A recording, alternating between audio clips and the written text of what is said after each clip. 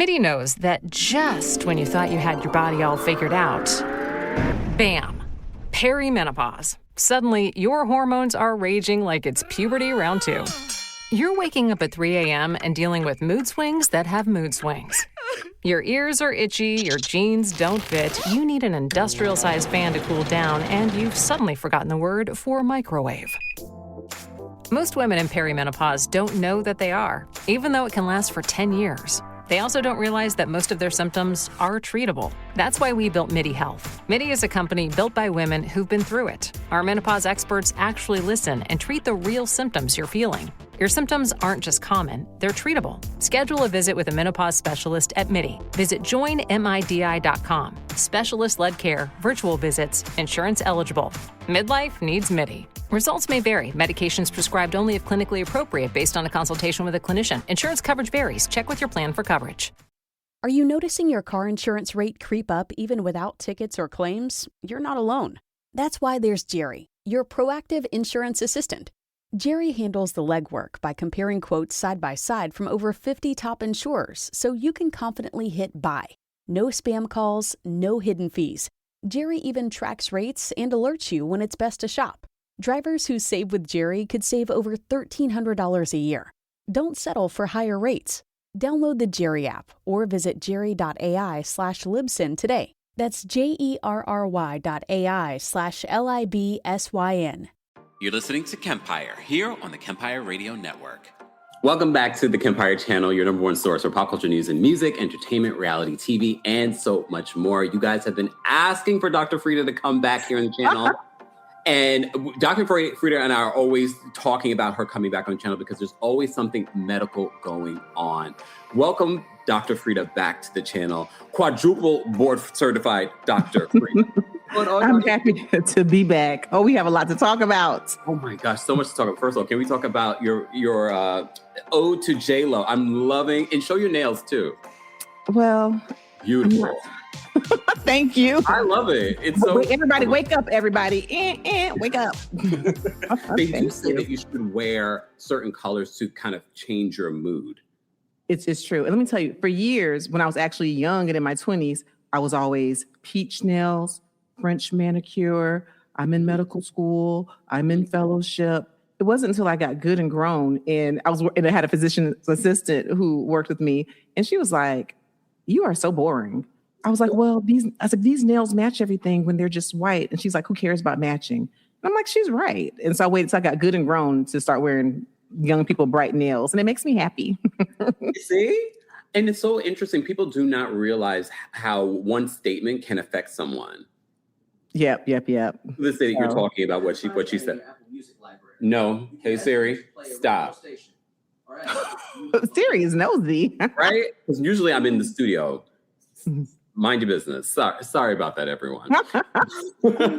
I'm like, we're not talking to you guys.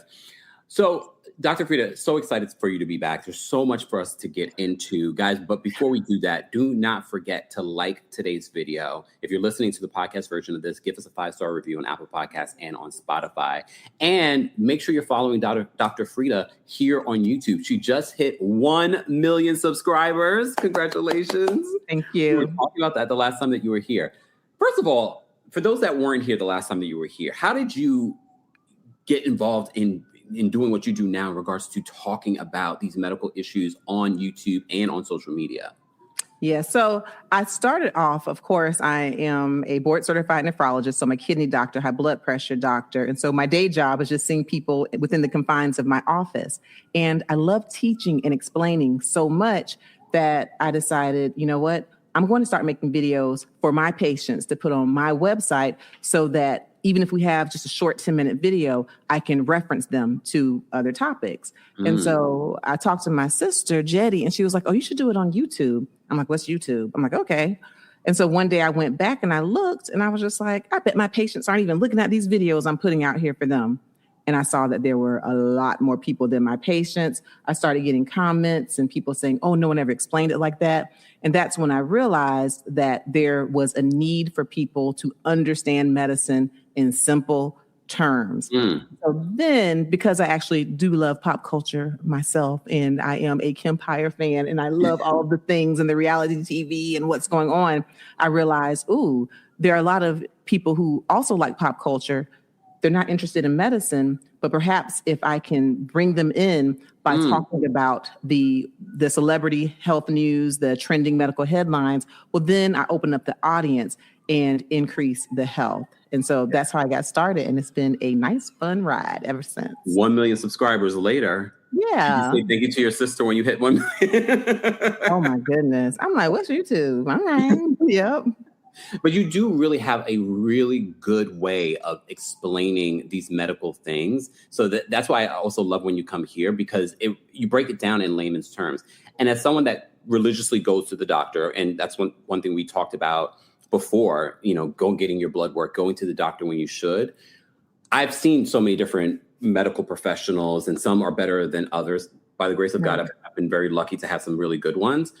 But people do want someone that's going to sort of explain things in a way that they understand, because first of all, you're already dealing with something health-wise, and you don't need your medical professional making you uncomfortable or talking above your understanding. So applaud for, I respect the DR period. So thank you.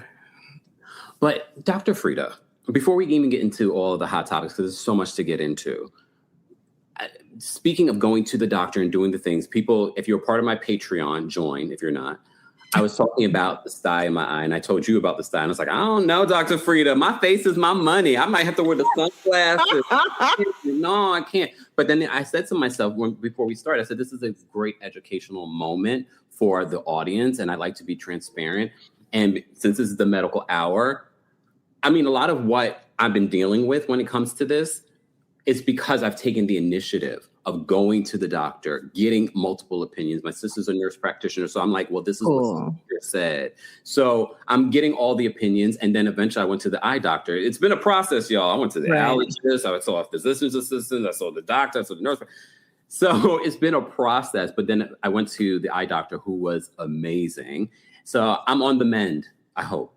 Very good. Very good. And that's the key, paying attention to your body, knowing your body. And so when something changes, give it a day, maybe give it a couple, but don't just sit there and have an abnormal process going on, because you actually don't know if it could develop into something more serious. So staying on top of yourself, looking and knowing all of your body, no shame. And catching changes early. Fast forward, I'm on 2 antibiotics. So it's a good thing that I took the initiative, especially when it comes to our community. We don't go to the doctor. We feel like we could fix everything. And also could be fear, because that's a long history of reason why people are fearful. Absolutely. Of Black people.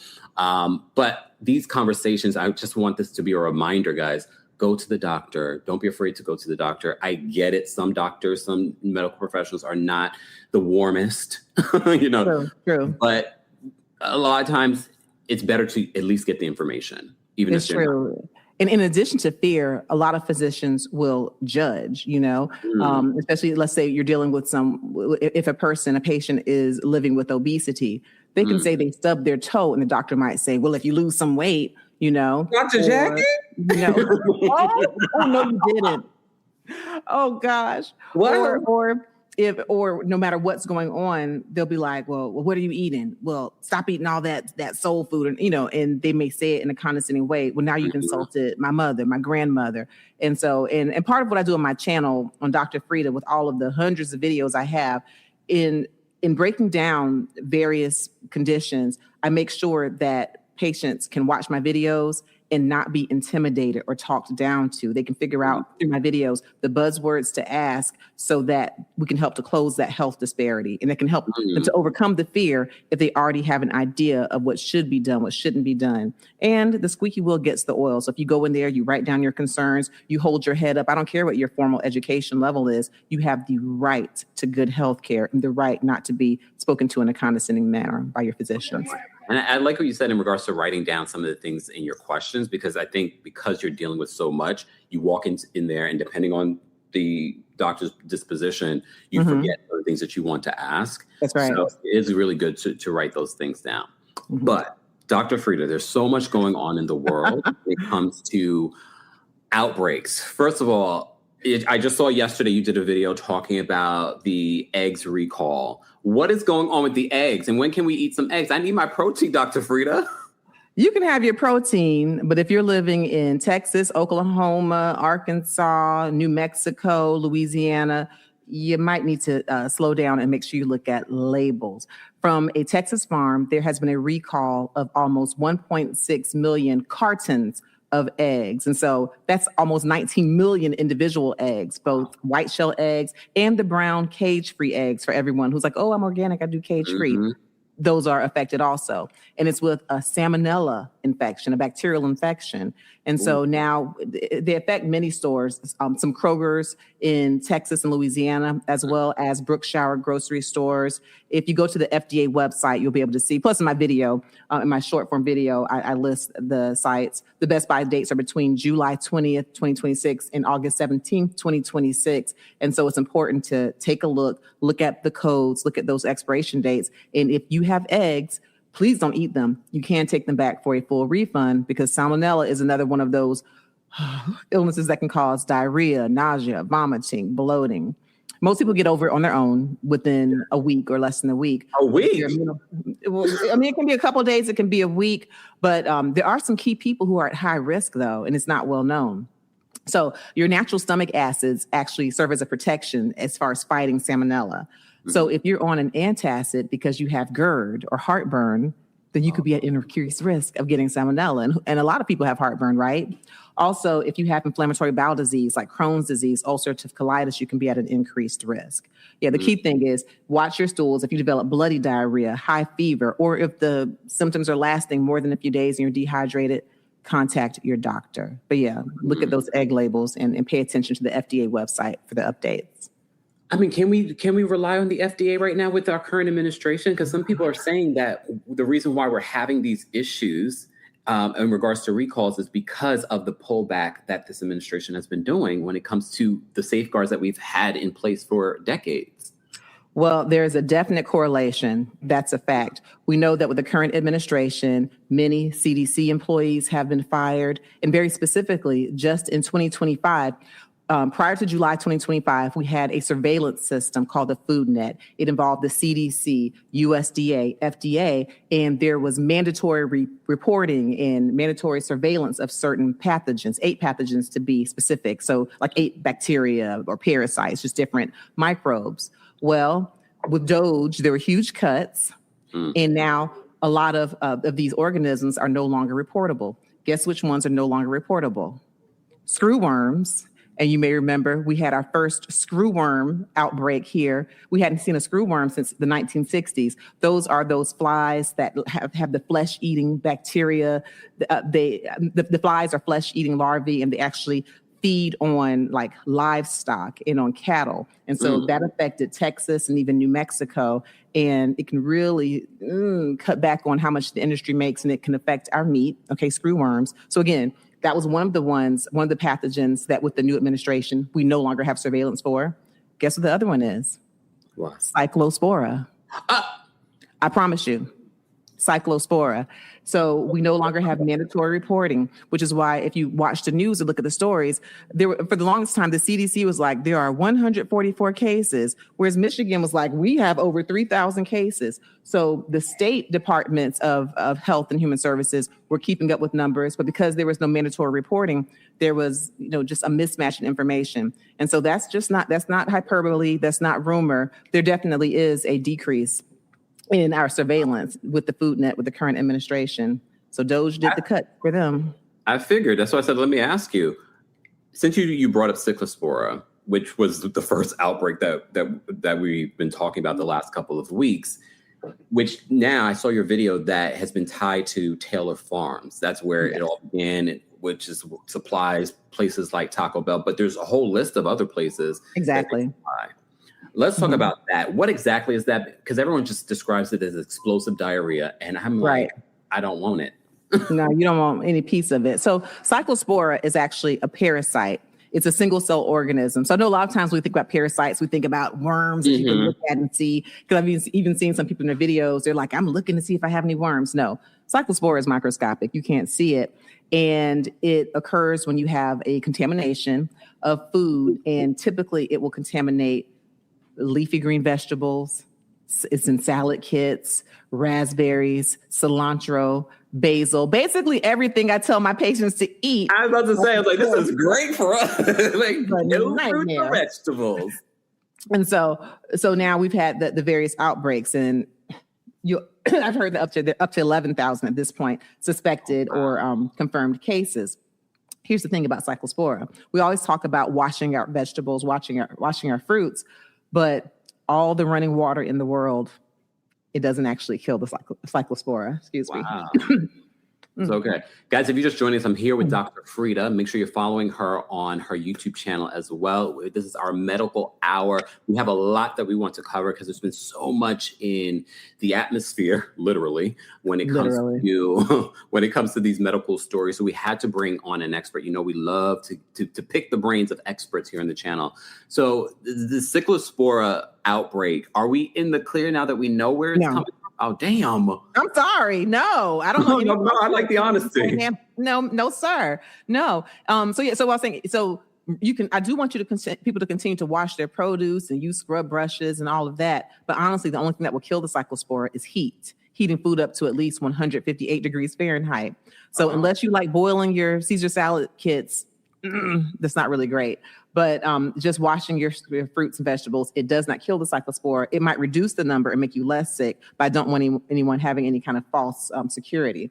But no, we're not in the clear at all. And yes, as you were saying, they named Taylor Farms, specifically the shredded iceberg lettuce coming from a place in central Mexico. And so, those 5-pound bags of iceberg lettuce have been recalled, but it doesn't explain all of the over 40 states where the outbreak is. I didn't know that many states. Because it just keeps spreading. Yeah, it started off with 17 states, and no, we're at over 40 states, and the number just keeps jumping. It keeps jumping, and so likely there's even a bigger, more sources than just that. And then things, I hate to say it, they get confusing when you look at possible corruption. I don't know, and so I want to speak in fact, but there can be traced, and I'll allow people to kind of do their own research. When you look at Taylor Farms, the company, and different donations that have been given, and some time that could be a coincidence, but definitely correlation in changes in regulations after donations that specifically were given to Trump's administration, to the governor of Florida. So I won't go all the way there. I don't have facts. I just have time correlations. It's really upsetting because it makes people lose faith in the FDA. But what I can tell you, if I had to pick one state to pay attention to, it's Michigan. Because Michigan has been very forthcoming with their cases and their investigations and their tracing of sources. So, yeah. Oh, wow. So you're our best bet right now, because you said we're not in the clear when it comes to this outbreak, Cyclospora, for those that are just joining us. So what can we eat since we can't eat our fruits and vegetables? I say don't stop the fruits and vegetables. And is it a risk to a certain extent? Possibly. If you're not living in one of those states that I mentioned, then you probably have less of a risk, even though it's spread to 40 states. I say just wash your fruits and vegetables thoroughly. For me, what I'm doing as far as salads, and this is what's been recommended, avoid the salad kits for now. Just as we do more investigation, I recommend buying your own heads of lettuce, taking off the first couple of layers, just throw those away, and then individually really wash and scrub each lettuce leaf and just really thoroughly wash your fruits and vegetables. Again, it won't totally get rid of the Cyclospora, but it could reduce the load just really significantly. And when you look at the benefits and risks, you certainly don't want to sit around and have zero fruits, vegetables, or produce for 6 months and then have another health problem, So I say just be careful and hope for the best. That's all I can give you. What about frozen fruits and vegetables? If they are frozen after they already have a Cyclospora infection, we have no evidence that freezing temperatures will kill the Cyclospora. Only heat of over 158 degrees Fahrenheit. It's probably less of a chance with canned foods. But once those frozen foods, for example, thaw, if the Cyclospora is there, it really still can be viable. We do have treatments. And so for patients who are having the explosive diarrhea, the nausea, the vomiting, the bloating, You can ask to be tested for Cyclospor. You have to ask specifically for Cyclospor because it's not in the routine stool testing. And we do have treatments. We have Bactrim. If you have a sulfur allergy, you can't use Bactrim, but we have other antibiotics as well, like ciprofloxacin, for example, Cipro. So, yeah. Oh, oof. Okay. I know. Maybe I'll have some good news with the next. What else we got? I just feel like anytime we do the medical, I mean, information is the good news. Having the information for the people that are watching or listening or watching the replay of this, having the information, because I was about to ask you, like, so what should you do if you think you got it? So thank you so much for sharing what people should do next if they feel like they've got it and how they can prevent, from the getting it, basically. Yeah. Speaking of all the outbreaks and the recalls, we also had a garlic powder recall. I told my audience this, though, Dr. Frida. What? This is not medical advice. Let me put this disclaimer. This is not medical advice. I told my Patreon folks the other day, I said, you don't have to worry about the garlic powder. You probably still have the garlic powder from 3 years ago in your cupboard. So that is... And that's real. However, they do need to worry about the garlic powder now. So this is a nationwide recall in Canada. It's a nationwide recall in Canada, but it's the Heavenly Spices 70-gram containers of garlic powder, but it also has been sold online. And so that's why I felt like it was important to talk about it, in case you're someone going to get your little inexpensive garlic powder, you might be sitting up here with a bacterial infection. And that bacterium is Bacillus cereus.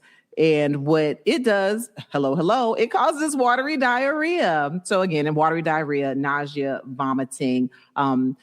The good news about this one is that if you do get the Bacillus cereus, it's not likely life-threatening unless you're severely immunocompromised. But so this is with the Heavenly Spices garlic powder, mostly sold in Dollarama stores in Canada. And so they went ahead and they did the recall on that.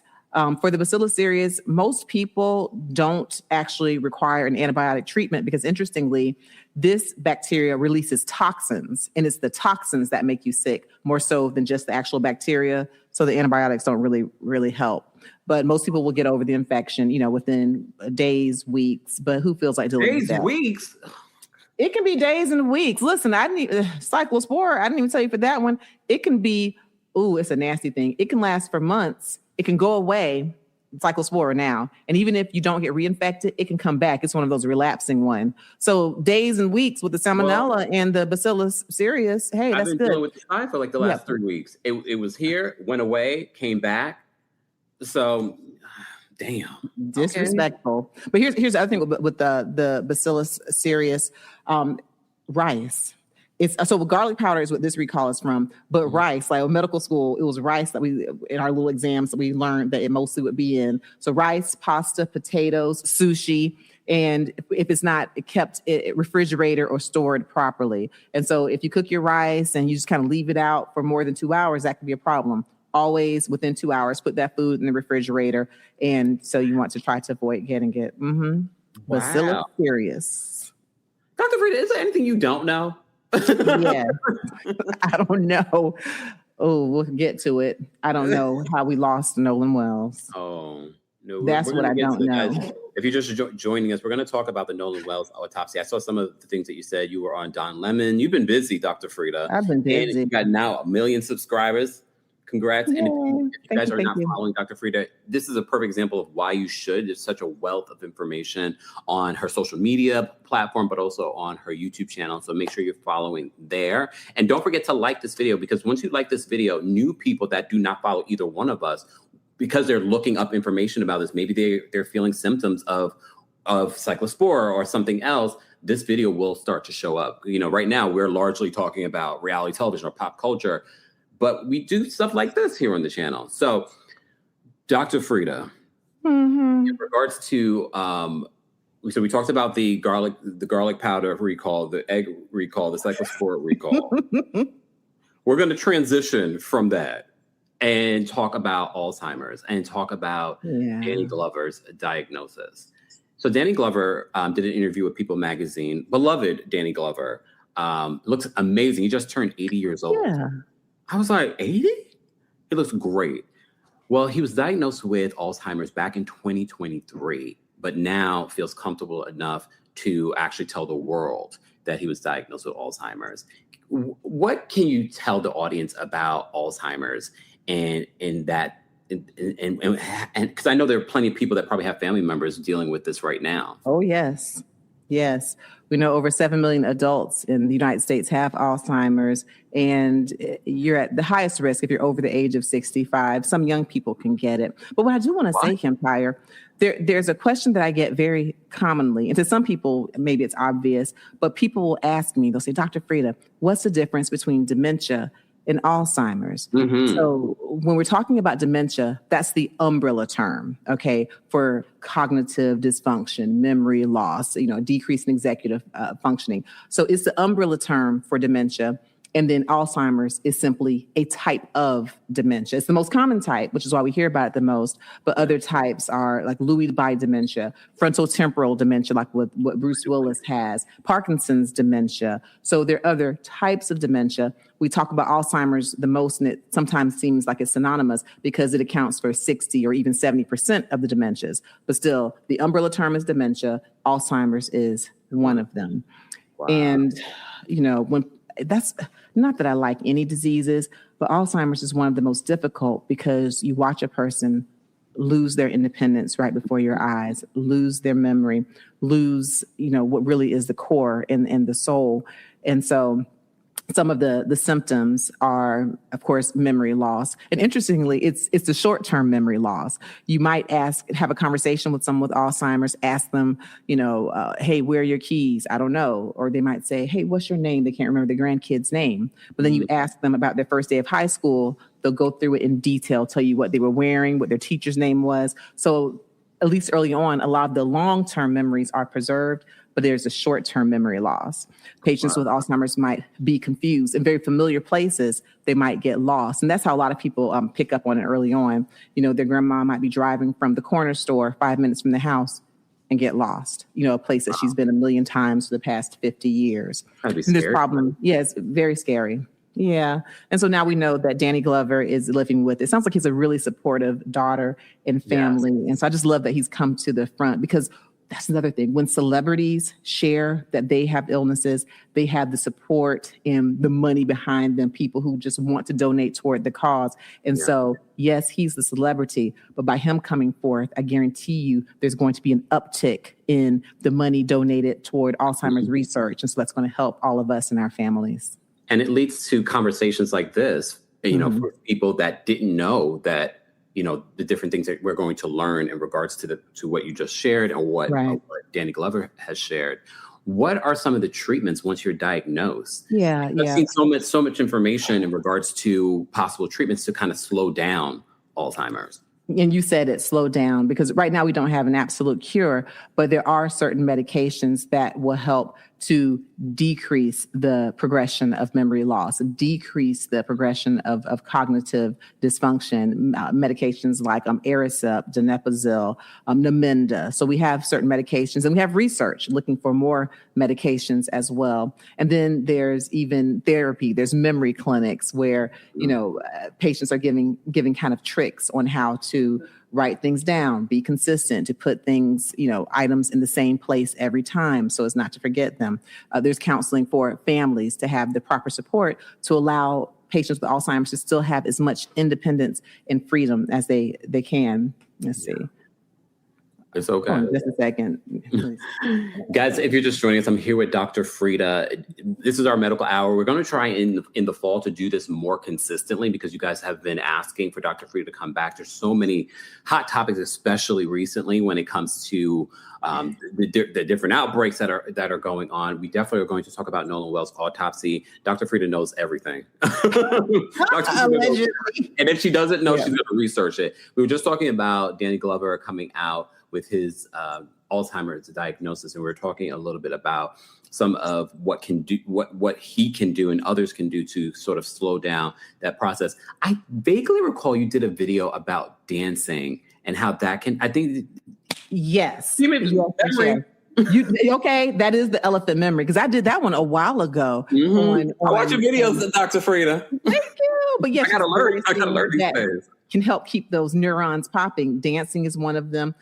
socialization. So any activity where you're socializing and, whether you're playing bingo or whether you're going out, to the mall, or whether you're going bowling. So socialization, making sure that, like, after retirement, for example, that you don't lose your identity because you're not working. So for people who are older, making sure that they find some new purpose or some new hobby where they have a purpose when they wake up in the morning, as opposed to just sitting and being solo. But dancing is one of those things, especially, I can't believe you remember that. Like if you're doing something like a line dancing, something that requires you to remember steps, not just freestyle, that is forcing you to go through step A, step B, step C, step A, step B, step C. And that's going to help you to hold on to that executive functioning.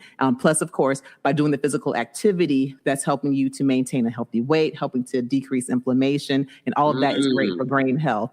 I almost forgot I did that video. I always pay attention, and I see a lot of other content that comes up in regards to, I don't know why, because I'm getting older. So I'm sort of like, what can I do to keep the brain active and functioning? No, your neurons are popping, because you'll be sitting here doing a review and you'll be like, yeah, remember back on season 2, episode 17? And it's just like, what? It's like, oh yeah, that did happen. So yeah, no, you keep your neurons popping on pop culture. So you're all right. What you suggested in regards to being more social, that's what I could definitely work on, being more social outside the house. Yes. It's a good thing. Although I will say you're not exactly having no human interaction. But sometimes you can imagine people who retire might just get comfortable sitting and being where they are. But the endorphins that go from social connection, all of that adds toward, maintaining brain health. Yeah, and it's so important, especially because our community, we vary in age, young and quite older, more seasoned. Is what we're seasoned, saying. Yes. More seasoned. Guys, you're just joining us. I'm here with our special guest, Dr. Frida, for our medical hour. Our medical hour is brought to you by our sponsors. So we're going to pay some bills and we'll be right back with Dr. Frida. While we're doing that, take this opportunity to not only just check out the sponsors, but also follow Dr. Frida here on YouTube. We'll be right back, y'all. Another quick MyFitnessPal moment. Logging your food is one thing, but here's something I didn't expect. After a while, MyFitnessPal Premium actually starts showing you patterns. Not just today, not just one meal, but it's actually showing you patterns of your eating habits. And that's where it got real for me, because it started showing me things that I didn't even realize. How my weekends completely fell apart versus my weekdays. Or on days when I actually hit my protein goals, that I actually felt really, really good versus other days where I didn't hit my protein goals. I wasn't guessing anymore. I could actually see it in the MyFitnessPal app. And once you can see a pattern, that's when you can actually change it. And that's the difference of tracking versus understanding what you're tracking. Because as I keep reminding you, your nutrition is the foundation everything runs on. Your energy, your sleep, your recovery, and the insights are what connects the dots. Go to podcast.myfitnesspal.com and use code KEMPIRE, all uppercase, for 15% off MyFitnessPal Premium. Thanks, MyFitnessPal. Support from today's episode comes from Square, the business platform that helps sellers become neighborhood favorites. Whether you're gearing up for a busy season or just trying to keep up with the everyday demand, Square keeps your business running smoothly, from payments and POS to online orders, inventory, staff, and more, all in one place so that you can focus on your customers, not your to-do list. Ready to grow or streamline how you run things? Square is offering listeners up to $200 off Square hardware when you sign up at square.com/go/Kempire. Again, SQUARE.com/go/Kempire. Start with Square and build a setup that grows with your business. You know, I'm all about the little details that make an experience feel elevated. And one of the things that I noticed recently at my chiropractor's office, they provide a bunch of different things, including Pilates, including massage. I noticed that they use Square. I noticed how seamless it made my checking out experience with them every week. Tap, done, and the receipt's already in my email inbox before I even put my wallet away. That's Square running quietly in the background, building the Kempire as an actual business, not just a YouTube channel. I get why that matters. When the tech behind the counter just works, the owner gets to focus on the customer instead of troubleshooting a card reader. Square puts payments, POS, and inventory and staffing all in one system, so a business owner isn't juggling 5 different apps just to open for the day. And they've made pricing simple too. 3 clear plans, free, plus, and premium. So you pay for what you actually need, no hidden fees or surprise upcharges. Square helps you run your business more smoothly, bringing payments, operations, and insights together in one place, so you're ready for whatever's next. Right now, listeners can get up to $200 off Square hardware when you sign up at square.com/go/kempire. That's SQUARE.com/go/kempire. Get started with Square and build a setup that works the way you do. And we're back. with Dr. Frida. Thank you to our sponsors, guys. More information on our sponsors will be available in the description. I see all of your questions. I'm saving them for the end because there's a lot for us to go through. Dr. Frida, Nolan Wells, very, very incredibly sad story in regards to Nolan hanging out with his friends and not making it back with, I'm going to put friends in quotes, not making it back with his friends. There was a second autopsy that Ben Crump had done in regards to Nolan Wells' body. But there's a lot of, people making their own assessment of that information. Can you explain to us what the findings of this second autopsy told us? Yes. So the second autopsy was done by medical examiner, Dr. Roger Mitchell. And I have to say, he was pristine in the way that he broke down the evidence. He had limitations because, of course, the first people to do the autopsy were the Mississippi medical examiners, and they withheld some of the organs. And I'll explain how apparently that's customary in some cases, but it did leave us with a lot of answers, a lot of speculation. So the findings from the second autopsy, the preliminary results of the independent autopsy, are that the cause and manner of Nolan Wells' death are undetermined until further investigation. And I'll explain why. So as far as the findings, what he was able to find, Dr. Mitchell, he found that on the back of Nolan's head, in the occipital region, so that's the back of the skull, he found a 12 by 8 inch lesion where there's redness. Okay. We don't know why, because he doesn't have everything he needs for us to find out why. There was no fracture in the skull, but he was not able to determine, based on what he was given, if there was any blunt force trauma, if there was any intracranial hemorrhage, meaning bleeding in the brain. We just don't know. We just know that there was a 12 by 8 inch lesion in the back of the head. Wow. So he needs more information to find out why. Big. 12 by 8. It's pretty huge. It's pretty huge. So could there be some trauma? Yes. But another very real possibility, and I've seen this like when in medical school and dealing with pathology and cadavers, sometimes post-mortem after death, when a body is on its back, then blood can pool in the areas. And so I know that in dealing with bodies that had deceased, I would sometimes see reddish lesions on the heels, the buttocks, the back of the head, wherever gravity was. Now, reportedly, Nolan Wells was found on his face, so I don't know the timing of when he would have been rolled to his back, or if, based on that timing, if it would have been within a window where it's possible. But that is something that I want people to understand. It's a possibility that it's just a most post-mortem change, but it's also a possibility that there is blunt force trauma of some sort.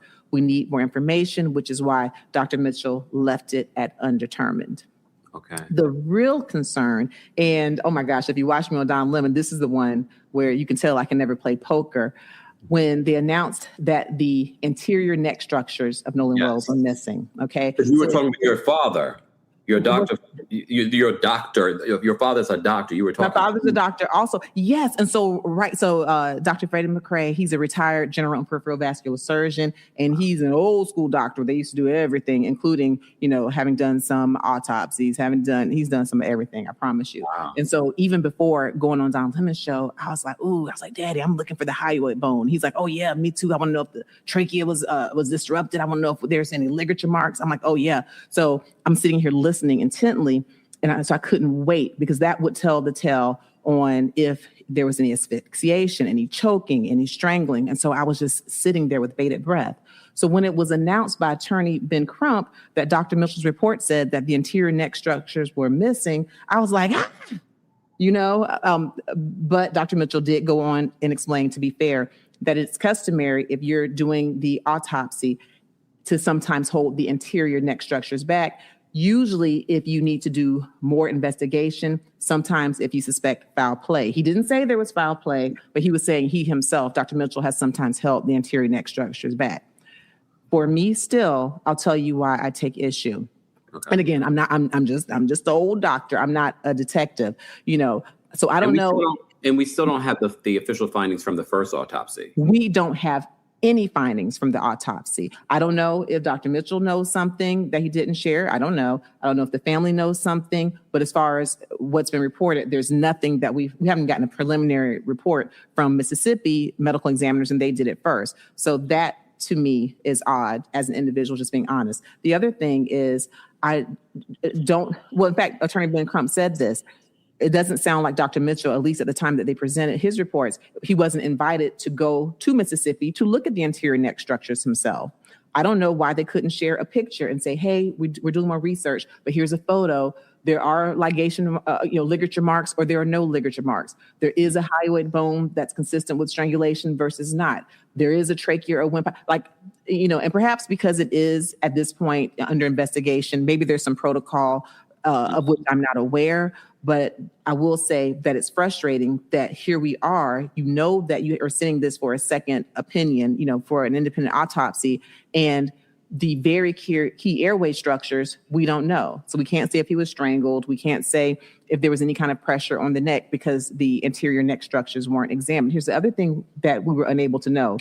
This is key. Because you'll remember early on that Sheriff Ledbetter said, oh, yeah, it looks like it was an accidental drowning, as if it was case closed before any investigation. Well, with there not being those structures in the neck, because the independent examiner, Dr. Mitchell, couldn't examine them, we don't know if water entered the airways, and he was not able to assess the lungs in a way to know if water was in the lungs. So we don't know if Nolan Wells drowned. That is crucial. Yeah. Because determining whether or not someone drowned is something that a medical examiner can do. Mm-hmm. I'm sorry to interrupt you, but I just don't understand how he would drown without being left behind. Well, I mean, he could drown, but why was he left behind? Why was he by himself? You would think that would have been some of the first things that his friends, his brothers would have shared, right? Because whether there's foul play or not, what we can agree is that information has not been shared the way that you would expect it to be shared. But for the drowning, that will be key. And I'm telling you that the first medical examiners were the ones in the best position to be able to come out, at least preliminarily. They could have said, oh, there are signs of water in the trachea, in the bronchi, in the alveoli. There are diatoms in the bone marrow. There's foam. There's certain signs in histology that they would have been able to share had they wanted to. And again, from a legal perspective, maybe there's some protocol where they cannot share, yet the second independent autopsy can. But it would seem that knowing whether he drowned or not, which is something that for a medical examiner is pretty routine, that is very important for us to know. Because if those first medical examiners saw that there was no water in the airway, no water in the lungs, no diatoms, then that would mean that he had already deceased before going into water. So now there's more questions, more answers. Right now, all we can say, and this is what I like about Dr. Mitchell, he didn't jump to any conclusions. He just said, this is what I don't know. This is what I don't know. We need further investigation for this. He made it very clear. He walked it. He told the story. And so in conclusion, it's all undetermined, but sometimes what's missing and what's not told can tell a louder story. So we need more answers. So what will be the next steps? Is Dr. Mitchell going to be able to investigate this a little bit further? So I don't know if he will be able to, but I'll tell you this, and just a couple more points on the autopsy. Sure. Dr. Mitchell did say that there were no fractures. So he went through, there's no bone fractures, no broken bones, and no overt signs of trauma to the body, like any, bruising or where he said, so he was able to tell us that. And so, for Dr. Mitchell, I don't know if he will be able to fly to Mississippi to examine the body. I don't know if there's a conversation where we're asking the Mississippi medical examiners to go ahead and release the report. So those are all the possibilities and things that we would need. Also, very importantly, the toxicology report.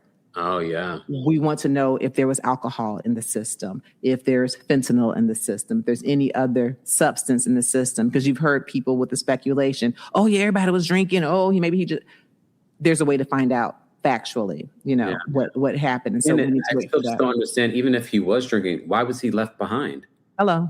That part doesn't make sense to me. It is not making sense. It is not making sense. And so I know, and I feel bad because a lot of Nolan's mother is saying that people have called her a racist, and they've said, no, all she wants is answers. If she finds out that there's no foul play and that there is some type of an accident, I'm sure that she will be able to rest. But the fact that she's not getting answers and the fact that they jump to all these conclusions early on, just making sure that the young men who were with Nolan were not painted in a light of guilt in Mississippi. Our history is our history, and our present time, 2026, the realities are that we have to look, and based on the past, if nothing else, we need to push for answers and push for a fair investigation. Most definitely. What's next in regards to this? Because we still don't have the official findings from the Mississippi medical examiner for whatever reason. We don't. And I know that there are talks about a grand jury. Of course, I as an individual don't know if that will happen. But if you listen to Attorney Ben Crump, he's not finished and he's not tired. And so if that's what it takes for the full investigation to get answers, it sounds like that's where we'll go. And even the way that the independent medical examiner, Dr. Mitchell, stated, undetermined until further investigation, which, perhaps there will need to be some mandates for folks to release information. But yeah, it's pretty unsettling. You had a previous conversation with your dad, who's also a doctor, about this case. After you heard the findings, did you have another conversation with him, and what was his thoughts? Well, maybe you don't want to get his uncensored thoughts. No. But his thoughts were just like without the neck, without everything you need on the lungs, without the airway.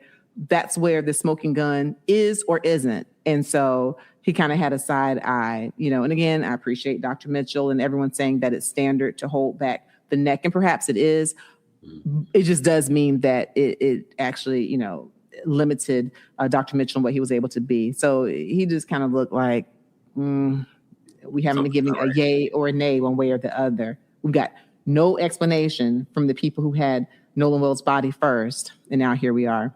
Give me just a moment, please. Yeah, no problem. Take your time. Guys, if you're just joining us, I'm here with Dr. Frida. If you're not following her on her YouTube channel, you should. We're going to bring her back every single month. I know we said that the last time, but, we got to coordinate these things. There's a lot of things going on. But you guys have been asking for this medical hour, so I wanted to cover some of the crossover of pop culture. And when we say pop culture, things that are in the news that you guys are talking about as a community. We wanted to bring you some answers in layman's terms. And that's the great thing that you'll find over at Dr. Frida's YouTube channel as well. So make sure you go over there and subscribe, and do us a favor and like this video, because one of the important things, and I said this previously, Dr. Frida, in one of my other videos talking about the story, I like the fact that I see white influencers and political commentators talking about this. Yes, we're going to talk about it as a community, but we've been talking about things like this as a community. I think it's important as supposed allies that they use their platforms of millions to highlight the story and bring attention to the story, because they're the ones that need to be educated on what it would feel like as someone that's a minority, that's the Black person, that's amongst just the only one in a group of white friends, and how this young man was left behind.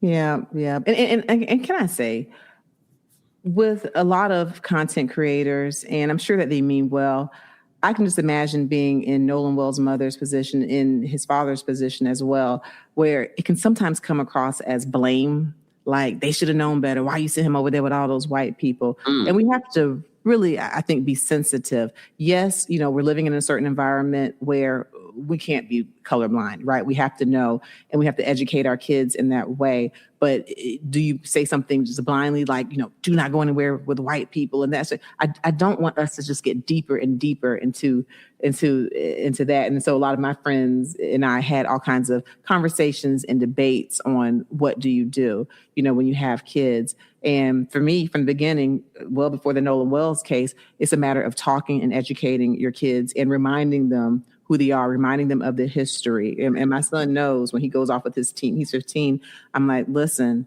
if there's any pranks and somebody going and ringing doorbells or, hey, try this drink or try this, I said, you're not the one. I said, remember who you are. And there's just a certain conversation, unfortunately, that we have to have. And on the day that we found out that Nolan Wells' body was recovered, my 15-year-old daughter was on her way to play pickleball with a bunch of friends. And, she was the only Black child. But what I'm saying is we just have to be careful about blaming parents who are doing the best they can in the communities where they feel like they can get the best education. On the same token, I do think it's a wake-up call to certain parents who feel that, let me just say what it is. If you're a parent and you're Black and you feel like it's not good unless it's non-Black, or if you feel like you're elevated just because you're in a white community, pay attention to that also. So look at yourself, know yourself, make sure that there's not any hidden self-hate, and just be aware. Stay woke, even though they try to make that word have a negative connotation. Stay woke. And unfortunately, it's stories like this that force us to continue these conversations, especially if you have young children. And again, we're going to continue to highlight stories like this one. Of course, people have questions for you, but one of the resounding questions that people were asking when I was live on Patreon was about perimenopause. There are a lot of people through this trend. Shout out to all the women, because God bless y'all. I'm over here dramatic about a sty. Y'all go through so much more than me and my sty right now. But it's dramatic for me, okay? Let me tell you, I don't even think I realized in medical school just how misogynistic medicine is, because I learned everything that I needed to know about men, about prostate cancer, looking at all the study, even heart disease research is mostly done in men. Things show up differently in women. And then I realized, oh my gosh, folks don't study women, but perimenopause, menopause, and postmenopause are real. So first I just want to talk about the definition. So what is perimenopause? Yeah. Perimenopause, it refers to those years when the estrogen made by the ovaries starts to decrease. Perimenopause occurs prior to actual menopause, usually about 8 to 10 years before menopause actually occurs. And most women— 8 to 10 years? Oh, yeah, it could last that long or longer even, but 8 to 10 years for most women. And it usually starts in the 40s. And so it's when you're still making estrogen, it's starting to decrease. And so the most familiar symptom that people are familiar with are hot flashes, these vasomotor reactions where you can be in an ice cold room and then you break out into a cold sweat. But there's so much more that we're actually learning that having a decrease in estrogen can cause. If you have a decrease in estrogen, we now know it can increase your risk for heart disease. If you have decrease in estrogen in some patients, it can increase their risk for having fast heart rates. I've had patients who've had fast heart rates and the doctor wants to put them on a medication to slow the heart rate. But then if they start estrogen replacement therapy or hormone replacement therapy, it has solved the problem. And so just more research needs to be done. Even having perimenopause or decreased estrogen can increase your risk for urinary tract infections. It seems like it would be unrelated. It's not. And so having a declining estrogen, it can affect your health in so many ways. And so I encourage anyone who's having perimenopausal symptoms, make sure that you consult with your doctor, your OBGYN, your primary care doctor, and find out if hormone replacement therapy is something that's right for you. It's not just hot flashes. But I'm going back to the definitions. So yes, it's the years leading up to menopause are the perimenopause. Menopause, by definition, is when you've gone 12 consecutive months without a menstrual cycle. So if you had no cycle for 3 months and then you spot for a few days and then time starts over. It needs to be 12 consecutive months with no menstrual cycle. And then as soon as you hit that day, 365, that is when you are in menopause. Menopause is one moment in time. All the time after that is post-menopause. So you have perimenopause, menopause, one moment in time, postmenopause. But it's really important to consult with your doctors, talk about hormone replacement therapy. And because, it's a mess. Wow. Oh, and it can cause brain fog. Did I say that? I might have forgotten. Yeah. And that's real. Yep. That's real. It can cause forgetfulness, brain fog, anxiety. I've had women who think that they're just kind of going crazy or, and I feel like, again, with misogynistic medicine, it used to just kind of be like, oh, she's finished having her kids, kind of put her out to pasture, and no one really cared, it seemed like. But when people think that they're forgetful and they're having anxiety and mental health problems, it might be as simple as having some progesterone and estradiol, and maybe a little testosterone. Yes, for women as well, testosterone. Wow. Because one of the things that I've heard from our community, and I have plenty of female friends that have been talking about what they've been going through, and it doesn't seem like they can get any relief. One of the big resounding things is the hot flashes, but like you said, there are other things that you might think one other thing, but it's not. Can men get menopause, but it's called andropause or something like that? Well, men can have testosterone deficiency or low T, and you may have even seen Pete Hegseth make his announcements. What he's saying is not following the science. But for men, especially once they get into their 40s, every year they start having a greater and greater decrease in testosterone. And testosterone is important, not just for being a manly man and having libido and having babies. Mm-hmm. Testosterone also helps you to maintain bone health. If you have a low testosterone, that can increase your risk for osteoporosis. Testosterone helps you to maintain a proper red blood cell count. If you have low testosterone as a man, you can develop anemia. If you have low testosterone, it can lead to depression. Okay. Oh. Yes, it can. And so, and also it can lead to a decrease in muscle mass. It can change your fat distribution. Okay. You can be skinny fat if you have low testosterone. Skinny fat. Yeah. Okay. Yes. And so for men in whom it is indicated, having testosterone replacement therapy can make a world of difference. And so, how do you know if you're low in testosterone? Look, we got me all worried. Now I'm all paranoid. Well, if you have symptoms. And so if you develop a decreased libido, if you develop ED, erectile dysfunction, if you notice that your body is just getting soft, your muscle mass is decreasing. Also, if you have certain conditions, whether you have symptoms or not, many physicians will screen you if you are at high risk. One of those conditions is diabetes mellitus type 2. Men with diabetes mellitus type 2 are twice as likely to develop low testosterone compared to the general population. And bidirectionally, if you have low testosterone, that can increase your risk for diabetes because low testosterone can increase your body fat and it can decrease your insulin sensitivity. So it's a whole mess. So patients with diabetes, men, especially over 40, I recommend that they're screened for low testosterone. Also, HIV positive men are at increased risk for low testosterone. Mm-hmm. So if you're HIV positive, even if you're in your 30s. You got to follow Dr. Frida, because I feel like there's so many people that talk about these things, but there's always like, you're always adding just like wealth of information. Yeah, it's not common knowledge. Yeah. And so if you're symptomatic or at high risk and you're tested, and it's important, you have to, testosterone levels range throughout the day. And so it's recommended that there's an early morning exam, like between 8 and 10 for the blood test. That tends to be when the testosterone levels are highest. And if it's positive, like if you have low testosterone, a repeat examination, that you shouldn't be treated based off just one. And then the testosterone. You just go and like, just because I want to know, can I just test my testosterone? You can, but here's the other problem. If a man, let's say there's someone who's like 35 and he's like, I just want to know. And just like what now is being said, all active men of the military are going to be tested. That's not a good idea. One of the reasons is this. If you are someone who has no symptoms, you have great muscle mass, excellent libido, and you're 30 years old, and you go and you find that you have a lower range of testosterone, well, that lower range might actually be normal for you. Oh. But then if just based on a number and you have no symptoms and no risk factor, if your doctor treats you, well, now you're at risk for some of the very real risks and complications from testosterone replacement therapy. One is infertility. Testosterone replacement therapy causes you to stop sperm production. and decrease your body's own testosterone. Okay. That's not an if or maybe, it's definite. And so you would at least have temporary infertility. If you stop the testosterone therapy after months, it is possible to get sperm production back. But some patients develop azospermia, no sperm.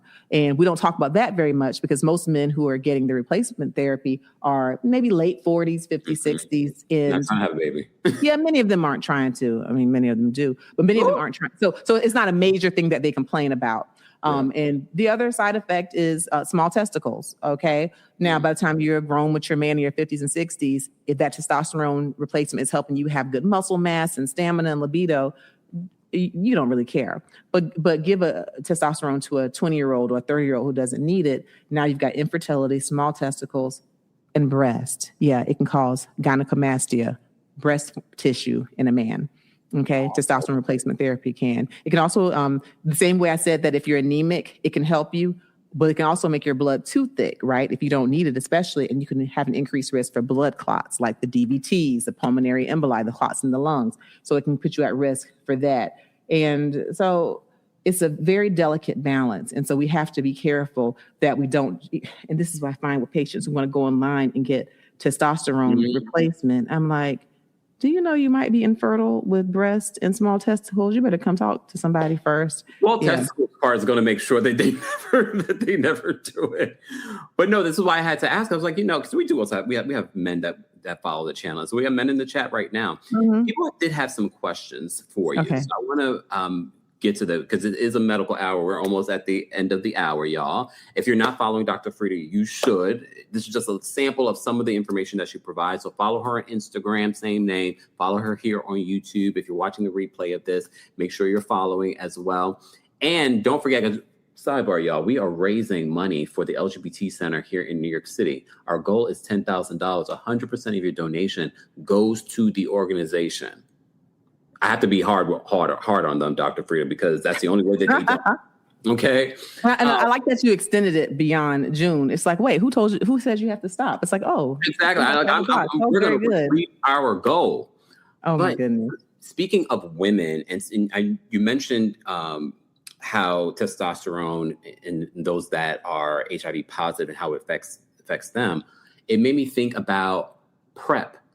And how a lot of women now are getting on PrEP. And I was thinking to myself, like, why weren't we talking about women getting on PrEP before? I told you medicine is misogynistic, and I said what I said, but it's true. And, even though it's 2026, you still have so many people who are locked in their antiquated views as if women don't enjoy sex, as if they only have sex to have babies, and as if it's not proper for women to talk about the possibility that maybe they could be high risk, maybe they can have multiple partners, maybe they're sex positive. So I'm glad that women are talking about it because PrEP is so highly effective. And of course, we still encourage, barrier protection like condoms and things, especially if you're not in a monogamous relationship. But life happens, and if at least you're on PrEP, then that decreases the risk of getting HIV. And Black women are greatly affected still by AIDS and HIV. Greatly affected, yes. And we pass away. We have a high number of cases. Many of us pass away more easily. A lot of us have either less health care, or we don't go and take care of ourselves, or there's shame. If you have it, there's shame. You know who else has high amounts of HIV? People in nursing homes. Oh, yeah. I think we talked about this last time you were...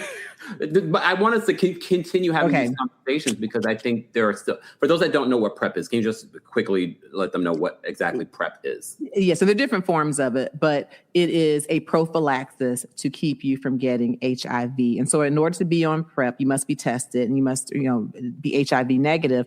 But once you're on PrEP, whether you're taking a daily pill, whether you're taking something that's once a month, find out what's right for you, it can decrease your chances of getting HIV by up to over 99%. It's very, very effective in preventing you from getting HIV. And I think what frustrates me a lot, and I won't go all the way down this rabbit hole, you have, even in 2026, even some of my patients, you have some people who are still so ashamed about their lifestyle or about judgment that they will literally not take PrEP and then show up HIV positive by having high risk behaviors. And I want us to just look, push the shame out, and you even see, if you look at the current administration and some of the different people who run around here preaching against high risk behavior, preaching against gay, and then you look and you see that they're the ones who are blowing up Grindr, or who are actually doing inappropriate things with minors, some of these conservative people. So my thing is, everybody just stop being judgmental, stop having the self-hate that makes you hate other people, and just protect yourself. We have the technology, we have the medicine. Talk to your doctors about PrEP, because it's something that can prevent you from getting HIV. So why not? And it's also important to remind folks, even if you have been diagnosed, it's not the death sentence that it once was, because I know we have that aspect as well. People don't want to know. People are not going to the doctor. But I've been using PrEP for years. So, and I just never thought of it till recently when they've been talking about, I'm like, women are not taking this either, and they should. Because it implies that you have high risk behavior potentially, or you're thinking about it. Lord forbid a woman. No, everybody needs to wake up. It's like a condom. It's preventative. It's preventative. Yeah. Use both. Just saying, because. Yeah. And like you said, the HIV is not a death sentence. I have patients who have had HIV for over 30 years. Our medications and our treatments now versus when I started medicine, so it's just much less as far as the side effects that I used to have, much more effective. And I have, different couples, people who are married, who are living with HIV, doing all the activities, who have 0 or undetectable viral loads. It's just, yes. So try to prevent getting HIV. But if you get it, go see your doctors, because like you said, it's not a death sentence. You can have a full life. Heck, you can even get a kidney transplant. They used to not let patients with HIV get them. So we got all kinds of things going on. Wow. Wow. Tammy, so we're going to get to some quick questions, guys. Keep liking the video. Like I said before, liking the video is an easy, free way of supporting not just my channel, but other channels talking about similar topics. So make sure. Wait, sidebar. I heard from a little birdie, a doctor might be joining Married to Medicine. Oh, I don't know. I was just setting you up to see if they're cute or coy. Who? I was just setting you up, Dr. I was like, wait. I don't have. I've heard some Married to Medicine news. I'll tell you after we're off. I don't know. Yeah, I've heard some Married to Medicine news that I will not be sharing with the audience. Not yet. Maybe at my September 25th show here in New York City, guys. There's also a live stream option, so go get your tickets today. Shameless plug. All right, there were a couple of questions backstage that I saved. Tammy asked the question. She says, "Is there a correlation between flossing and dementia?" Oh, damn. Well, you know what? That's very interesting. So when we're talking about flossing, like flossing your teeth and making sure that you get rid of bacteria, you decrease inflammation, you decrease your gum inflammation, dental hygiene is very important, not just for having a nice, good breath, not just for having, decrease in plaque, not just for having a decrease in cavities and dental caries. There definitely is a correlation between poor dental hygiene, inflammation in the body, and heart disease. And, with heart disease being the number one killer, probably more research has been focused there. And so there have been some speculations that having inflammation in the gums, like from lack of flossing, can increase your risk for inflammation in the brain. We don't have anything huge as far as definitive, but there are definitive correlations between heart disease and gum disease, and just kind of making that jump. I would not be surprised. We need more research if the inflammation in the brain pans out. And so poor dental hygiene could be associated, but I don't have a black and white yes answer. Yeah. For those that have been following my podcast for a long time, you guys remember I used to do a quick commercial, and I was probably one of the few people on my podcast talking about the correlation between your teeth and heart disease. So got a doctor telling you this now as well. So that's why I go to the dentist regular. I'm going to the dentist next week. So just saying. Okay. Oh, Omar's asked the question: can Alzheimer's and dementia be hereditary? Well, if you have a family history, we say that you do have an increased risk, but the way that it is inherited is not in a predictable fashion. For example, if you think about sickle cell disease, we know that if you're a person, even if you don't have the disease, if you're carrying the sickle cell disease gene, and if you have a baby with someone who has a sickle cell trait, then with each baby, there's a 25% chance. We have that down to a science. It's predictable. Alzheimer's is not predictable in the same way, but we do believe that if you have a family history of Alzheimer's, then yes, that can increase your chances, but there's no black and white predictive way to know if you will get it. What's your thoughts on the recent news about sickle cell, that person getting cured with sickle cell? I'm so thrilled. I'm so thrilled. Back when I was doing my MedPeds residency at Georgetown, I would be on the pediatric hematology oncology rotation, and I would see these babies and these kids with sickle cell. And back then, we really didn't have great treatments. We would do some bone marrow transplants, but then sometimes if someone else donates their bone marrow to you, well, their bone marrow will reject you, graft versus host disease. And so I watched patients do very poorly. With this new treatment where we actually have gene therapy. Oh, this is so neat. Okay, so if someone has sickle cell disease, you're in your bag. Go ahead, Dr. Frida. Oh my gosh, because this affects the Black community more than anyone else. And there are definitely people who are Latino who have it, but it primarily affects people of African descent. And so for a baby who has sickle cell, while that baby is in his or her mama's womb, they don't have any kind of sickle cell crises because they have fetal hemoglobin. Fetal hemoglobin does not sickle.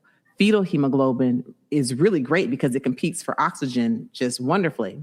But once babies are born, and even though they're still babies, they start making adult hemoglobin, and adult hemoglobin sickles, okay? So those red blood cells get a sickle shape, they break easily, they get trapped and caught up, and they cause pain crises, and they can lead to short life.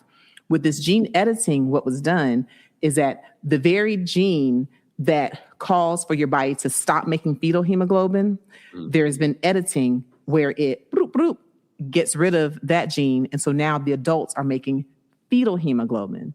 And so now as an adult, once you do this gene editing, this CRISPR method, you have fetal hemoglobin. And so you are functionally cured of sickle cell. And we say functionally because your genetics are the same. If you have a child, you still have all the genes where you can pass sickle cell on. But as far as how your body functions with this new CRISPR gene editing, it's a cure. Extremely expensive. And so I'm just really, really hopeful that more and more, people will have access to this treatment because you overuse game changer. This is a game changer. And so I'm super excited about that 23-year-old. I'm glad I just thought about it because I was like, I would love to hear your thoughts on it. Yeah, I'm excited. Definitely. Jack says, in addition to washing produce, is it better / safe to get it locally grown? Well, we don't necessarily, even if something is locally grown, it could still get contamination with salmonella. It could still have contamination with cryptospore, So, and when you say locally grown, where is your local? Is it in central Mexico? Is it in California? Is it in Texas? And so, your backyard. What about your backyard? I don't know. Like, it's even with salmonella, it's in the intestines of humans, animals, even birds. Who's to say there's no contamination with your dog running around there? And so, I say that to say I can't just blanketly say yes. If you go to your farm to table local, you're at zero risk. No, just wash all of the produce as if you don't know where it came from. And that's going to be your best bet as far as decreasing pesticides, decreasing bacteria, decreasing parasites. That's just going to be your best bet. Washing and using a scrub brush and saying a prayer. I mean, it hurt. Look, it get hurt. Hey, Judy. Judy said, I recently had shingles. It lasted 2 months. I'm now left with nerve pain and dark spots. Any place I had them, it feels numb. Is that supposed to happen? It is sadly a common complication. I'm really sorry this happened to you. Ooh. So when we're talking about shingles, we're talking about a complication that can occur after someone in earlier years had chickenpox, okay? And so if you have chickenpox, then like as a kid, for example, even though you get over the chickenpox, that little old chickenpox virus will go and it'll hide out in your nervous system. And so when you're either immunocompromised or when you're older, you have an increased risk of having a reactivation of this chickenpox, but it doesn't show up as, blisters all over your body. It'll show up in just one dermatome, meaning on one side, in one section of your body, you'll get blisters, you'll get extreme pain, and that is shingles. And one major complication, well, there are different ones. If it happens in the face, you can have something, it can affect your eyes and taste. But a major complication, regardless of where the shingles is that you can get something called post-herpetic neuralgia. And that is exactly what Judy is describing. It's where even once the infection is gone, those nerve endings are hypersensitive to the point where patients don't even want clothes to touch them. They don't want sheets to touch them. They're very, very, very sensitive. And so the question, is it supposed to happen? I wish it didn't happen. And it doesn't happen to everyone, but it is a well-known, well-documented complication. And and so there's different things, and certainly consult. So what I give here is medical information. It does not replace the advice of your physicians, but I recommend that if you're experiencing this, make sure you consult with your primary care doctor and possibly even a neurologist. But your primary will likely offer you something that will help with nerve pain. You may have heard of gabapentin or Lyrica. And if you have an active shingles outbreak, for anyone who's listening, we do have antivirals. But here's the really good news. I have good news. We can prevent shingles. We can prevent shingles. Oh, yeah. There's a vaccination, as Karen Huger would say, a vaccination. There's a vaccination. Okay. And it's lit. So you can get a vaccine. It's a 2-dose vaccine. It's recommended if you're 50 or above, or if you're immunocompromised. Talk to your doctor about it. Because some of my transplant patients, for example, who are well under 50, I'll go ahead and have them vaccinated. And even if you have shingles, consult with your doctor. We oftentimes will still recommend going ahead and getting the shingles vaccine to prevent getting it again. So I'm really sorry that you're dealing with that. That I'm telling you, that makes my grown patients cry tears that during post-herpetic neuralgia, what she's describing, your nerves are just always on 10. Yeah. So anyone who's over 50 or transplant or chemotherapy, ask your doctor about preventing shingles with the shot. On Sean, Dr. Frida will be back here on the channel. She says, "Can we talk about sickle cell at a late date in detail?" Yeah, we definitely. I'll talk about it. Dr. Frida is going to come back here on a monthly basis, guys, for the medical hour. We promise you, starting in the fall. Okay, I have a busy August, so starting in the fall, Dr. Frida. Matter of fact, if we can figure out a time in August, Dr. Frida will be back, so we can talk more about that. No name, and we're going to let Dr. Frida go because it's now over a medical hour. No name face says, I have, what is this, tinnitus? Tinnitus, ringing in the ears. Mm-hmm. Oh, okay. And I've read it increases the risk of dementia. How true is that? No definitive data that the tinnitus will increase your risk of dementia. Sometimes we'll get these small little studies or case reports where people will talk about correlations, and sometimes it'll be a study of 8 people. So I say that to say there's no definitive data that having the tinnitus is a cause. What I would do for sure, if you haven't done so already, I would ask your primary care doctor to refer you to an ear, nose, throat, or if you have a PPO and you can go yourself, I would go to your ear, nose, throat doctor to find out why you have it. Okay. With the ringing of the ears, is it, inflammation in your middle ear? Is there something that's going on inside of your ear canal with the small bones? Or, do you have any actual inflammation or something more serious that's happening? Do you take aspirin, like a lot of aspirin? Is that causing you to have the tinnitus?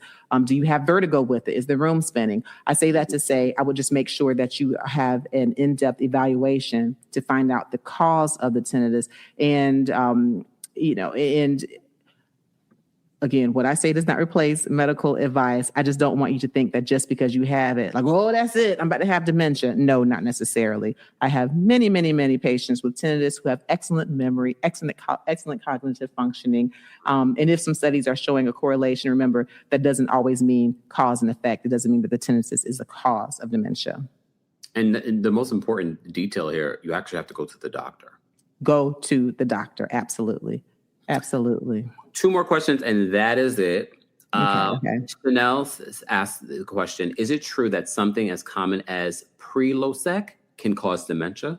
What's Prilosec? The Prilosec. So that's one of those antacids we were talking about that can take the acid down and increase your risk for salmonella. So I will say, in short, we have no evidence to say that Prilosec can cause dementia. When you start getting into dementia, specifically Alzheimer's, which is so common, I'm telling you, you can go through and find many things that correlate. Like you can, I found that 80% of people with Alzheimer's wear white socks, or I found that 73% of people with Alzheimer's also drink orange juice at 8:00 in the morning. You see what I'm saying?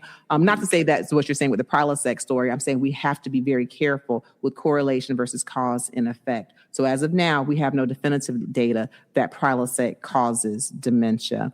When it comes to dementia, we just, for all things general health, eating diets that are anti-inflammatory, exercising, limiting or having no alcohol, having low salt diet, making sure that you're hydrated, all of those things in general, making sure that you socialize like we talked about before, keep that brain moving, give yourself activities that challenge you, that push you. All of those things we think can help. We don't know for sure, because for some people, sadly, regardless of what they do, they can live perfectly, and I've seen it, and they'll still get dementia. Not to be doom and gloom, but I don't want people to get caught up and start avoiding medications that could potentially help them, where the benefits outweigh the risks because of some one-off studies or even some internet rumors. Yeah. Mm-hmm. And there's a lot of that, especially on TikTok. No names said thank you. I've been, it's due to hearing loss. I don't know what caused the hearing loss, because I wasn't around loud sounds when it started. However, I was congested. Oh, okay. Well, please, I'm sorry that's happening to you. Please make sure you continue to follow up with your ear, nose, throat doctor, your audiologist. And because the other thing is, you want to find out if there's new research. We're forever getting grants and doing research. And if there's anything that can help. Yeah, I'm sorry that happened to you. Yeah. Watson, this will be our last question, guys. Again, please make sure you guys are following Dr. Frida on her YouTube channel and on her Instagram. Are you on TikTok, Dr. Frida? I'm on TikTok. You don't stop. Yes, please follow me there. And very importantly, my book. So you see my little Under Pressure Guide to Controlling High Blood Pressure. Now I have it in Audible, and I'm so excited. And for many reasons, it was a challenge, but I did do it with my own voice, and I'm very proud of it. We need to hear your voice read your book. You have a great voice. Do you hear the sound of my voice? Thank you. Put down that salt, put down that ham hock. Yes, you'll hear those things. But in my book, I'm not just talking about medicine. Of course, I practice traditional medicine. I prescribe medicines when necessary, but I also talk about ways to lower blood pressure naturally. And so it's a really integrative book. So please check my book. You can go to Amazon. You can get it on Audible. Go to my one-stop shop, drfrida.com. And for me, as far as my regular lives, I do them every Monday at noon Eastern Standard Time, Dr. Frida Live, where we discuss the latest trending medical headlines and celebrity health news. One last question. Can we discuss hormone replacement therapy for women over 50, the pros and cons? Thanks. Okay. Yeah. Now this will be another in-depth conversation. Yeah. So I definitely do recommend that, you consult with your doctor. Many gynecologists, OBGYNs are really good with this discussion. Some PCPs are good. It depends on the comfort level. What I will say is that in years in the past, hormone replacement therapy, even when I started my training, it was demonized, and we just unfortunately had really faulty studies. Now we know that as far as the benefits, and we touched on some of them, as far as estrogen, it can help if you're on hormone replacement therapy, that can help to decrease your risk for heart disease, for strokes, for having fast heart rates. It can help to decrease your risk for urinary tract infections. It can improve your libido. Good morning. It can help with mood. It can help with brain fog, with you not having brain fog, anxiety, depression. So hormone replacement therapy can help those things. Some of the risks, cancer. If you have a high risk of breast cancer, if you have hormone receptor sensitive breast cancers in your family, then having being on hormone replacement therapy could, in those cases, increase your risk for those things. We're going to love Dr. Frida. Okay. We're wrapping up here. First of all, Dr. Frida, thank you so much for being here. Thank you to everyone that was a part of the conversation in the live chat, but I know the replay crew will be here. Again, make sure you're following Dr. Frida on all socials and, of course, here on YouTube. Congratulations again on 1 million subscribers here on, obviously, there's a wealth of knowledge that you can find over there on our YouTube channel. So be sure to follow that and get the new audiobook, Under Pressure by Dr. Frida. Yes. And we'll put a link in the description. Oh, wonderful. Thank you. For the replay crew. Dr. Frida, don't go anywhere. We got more to talk about behind the scenes. Okay. Thank you all for being here, guys. Keep liking the video. If you're watching the replay, be sure to like the video. And don't forget, you can also hear this conversation on our podcast. Subscribe to the KEMPIRE, King of Pop Culture, on all podcasts. Make sure you also give us a 5-star review on Apple Podcasts and on Spotify. I'll see you guys in the next one. I have more coming to the channel this week. I gotta go keep my style, y'all. Bye, y'all.